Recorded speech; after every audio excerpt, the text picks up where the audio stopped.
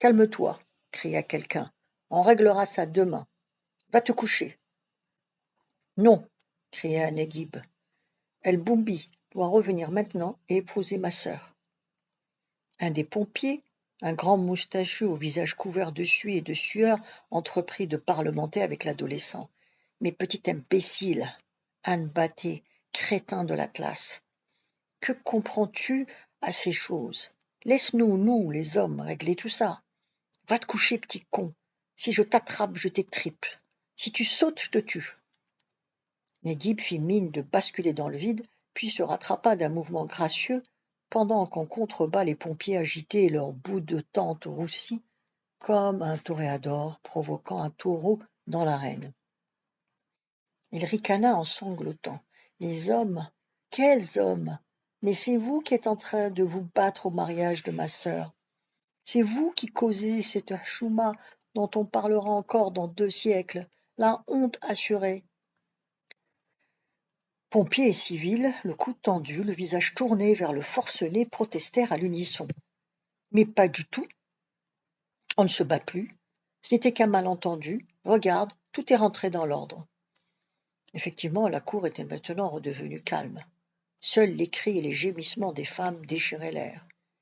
Mehdi commença à éprouver le sentiment d'être double, d'être celui qui assistait avec intérêt à ce duo entre le ténor qui menaçait et la foule qui suppliait en chœur, et de faire en même temps partie de cette même foule, même si lui se tenait debout sur la terrasse à quelques mètres de Neguib. Regardant le décor, il se souvint de la mystérieuse phrase de Dumont. Ça se consume à mesure que ça se consomme. Ou était-ce l'inverse? Il se concentra de nouveau sur le vrai drame qui se déroulait en direct sous ses yeux. Son cousin chevauchait toujours la balustrade, farouche, pendant que des femmes éplorées en contrebas le suppliaient de ne pas sauter. Mais plus il gémissait et criait, plus Neguib répétait plus fort son antième « El Boumbi doit revenir épouser ma sœur, sinon je saute ». Le moustachu de rage laissa tomber le coin de tente qu'il tenait d'une main tremblante. « Mais imbécile, comment veux-tu qu'il revienne? Il a disparu avec la Chira. On ne sait pas où ils sont. D'ailleurs, il est possible que le Raïs les ait tués tous les deux entre-temps. » Ce fut au tour des femmes de la famille du pompier de déplorer à grands cris la mort violente, quoique supposée, ou supputée plutôt, de leurs parents. Ne supportant plus ces vociférations, Mehdi s'avança de quelques pas. Neguib se retourna et lui jeta. « Qu'est-ce que tu veux, toi, le petit Fransaoui ?» Mehdi ouvrit la bouche et aucun sang n'en sortit. « Je saute !» cria Neguib, gardant l'œil sur son cousin. « Non !»« Je saute, je te dis. Allez, tous au diable !»« Non !» cria Mehdi. Et il s'entendit moduler, la main levée, l'œil rond. « Il n'est pas temps encore de chercher le trépas. Ton prince et ton pays ont besoin de ton bras. » Il avait mis le ton. Le mot trépas avait fini en un trémolo tragique qui vibra dans le ciel, en un trépas aussi envoûtant qu'incompréhensible. Neguib semblait hypnotisé. Son cousin sentit qu'il tenait son public. Les gémissements et les ululements de l'avant-scène avaient cessé. C'est avec des sanglots dans la voix qu'il poussa son avantage. Les morts vont descendre, et le flux et la nuit, dans 1 heure, à nos murs, les amènent sans bruit. Il se rendit compte trop tard qu'il avait sauté 2 vers. Mais Neguib ne sembla pas lui en tenir rigueur. Le rythme des alexandrins l'avait plongé dans une sérénité intemporelle. La cour est en désordre et le peuple en alarme. On n'entend que des cris, on ne voit que des larmes. Les cris et les larmes avaient en fait déserté la cour. Là-bas au loin, Chir et Chirat galopaient peut-être dans la nuit. Peut-être massacraient-ils l'époux volage à coups de babouche. Peut-être dansaient-ils tous la carmagnole. Mais ici c'était le silence. Seule la petite voix du thespis des pauvres s'était élevée dans les airs. Un mort descendit, sans bruit, de la lune et ceintura Néguib, qui se défendit mollement, puis s'effondra en larmes. On le livra à sa mère, qui oublia pour quelques minutes l'humiliation de sa Tamou pour consoler l'adolescent. Et tout à coup la pluie se mit à tomber. C'était extraordinaire, vu qu'il ne pleuvait jamais à Khouribga. Les gens erraient dans la cour sans savoir quelle suite il fallait donner à ces événements inouïs. Sur ces entrefaits, Mokhtar, où était-il passé, se matérialisa dans le patio et cria à Mina de le rejoindre dehors avec ses enfants. Ils s'entassèrent tous dans la 2 chevaux qui s'élança vaillamment dans la nuit. Au petit matin, ils étaient à Bni Mellel. Mehdi retrouva avec des sentiments mêlés l'appartement et la terrasse qu'il avait quittés 2 siècles auparavant. De toute façon, il avait trop sommeil pour se rendre compte de ce qui se passait. Lorsque Mokhtar le ramena au lycée, le dimanche soir, il n'était plus sûr de ce qui s'était passé. Un mariage? Un incendie? Un pugilat? Le week-end suivant le trouva devant la loge du concierge comme d'habitude.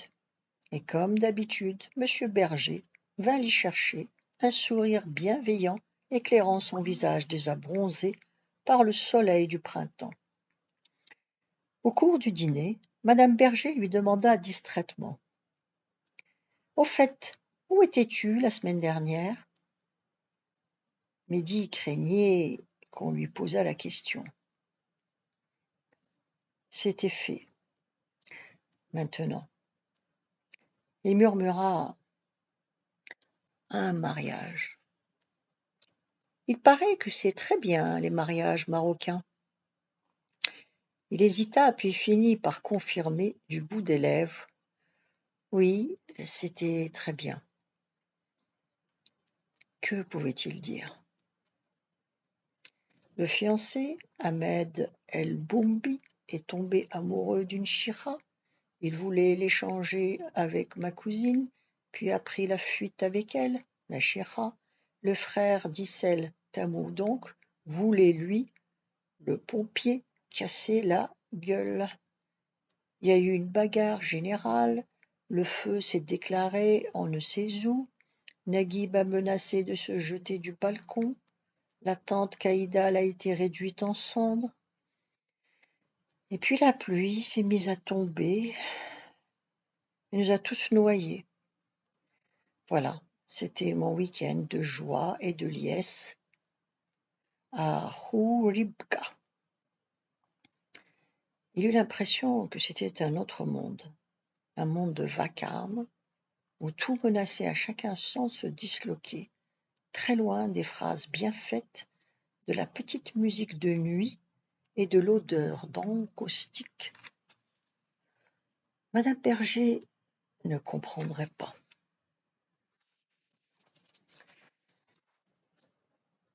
Ce jour-là, une petite étincelle de joie ou de malice brillait dans l'œil de Sabine Armand. La belle jeune femme leva le bras, l'index dressé pour indiquer que le moment était important. Les petits comédiens assis en rond devant elle cessèrent leur bavardage et la fixèrent du regard.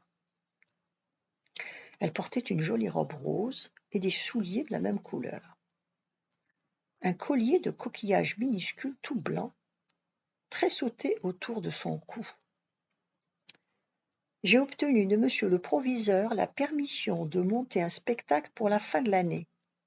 Donc, assez d'exercices, assez de virelangue, il est temps de passer aux choses sérieuses. Nous allons monter une pièce. Elle fit une pause. Un frisson d'excitation et d'appréhension parcourut les rangs de la troupe. Elle leva de nouveau le doigt. Mais au lieu de jouer une pièce du répertoire, comme on dit, nous allons fabriquer notre propre pièce avec exactement le nombre de personnages dont nous avons besoin, un pour chacun de vous. Elle prit une pile de feuilles de papier et les distribua autour d'elle. Chacun regarda avec curiosité les dessins en série de 3 ou 4 qui représentaient des scènes très courtes, mettant aux prises des enfants, un chien à la grosse truffe comique, plus rarement des adultes. Après les avoir laissés examiner les dessins, Sabine tapa dans ses mains pour réclamer de nouveau leur attention et continua. Il s'agit de ce qu'on appelle en Amérique un comic strip, une bande dessinée quotidienne, créée par un monsieur qui s'appelle Charles Schulz. Denis l'interrompit. « Madame, est-ce qu'on doit apprendre l'américain ? »